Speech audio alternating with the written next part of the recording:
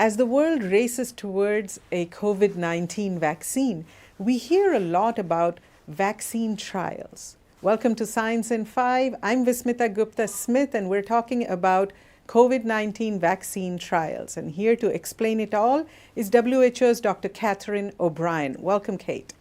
Thank you so much. I'm happy to be with you today. Kate, explain to me phase 1 and phase 2 of vaccine trials. What are we looking for? What are we testing for?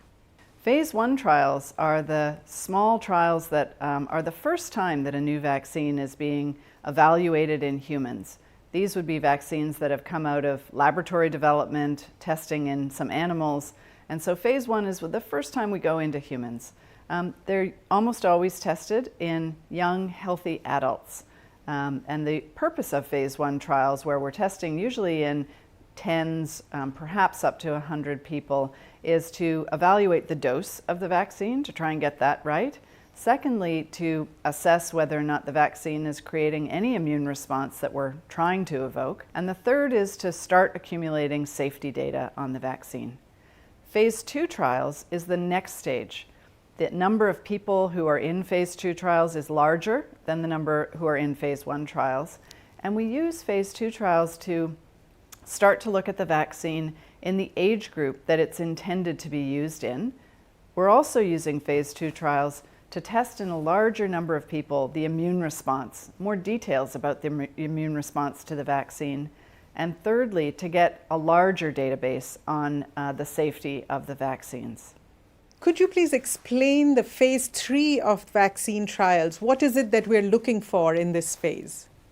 Yes, if a vaccine makes it through phase 1, where it's been shown to have some immune response, and then phase 2 with the right immune response in the right age group and a good safety profile, those vaccines that make it through those 2 stages will go on to a phase 3 trial.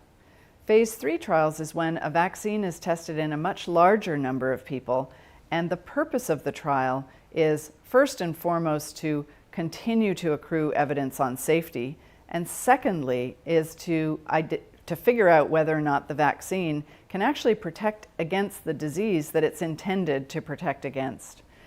Those phase 3 trials, as are phase 2 trials, are developed in a way where some people get the vaccine and some people get another product that is not the vaccine that's being studied. Sometimes it's called a placebo.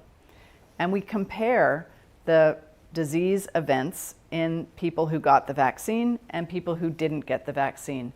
That's how we tell whether or not the vaccine itself is protecting against the disease.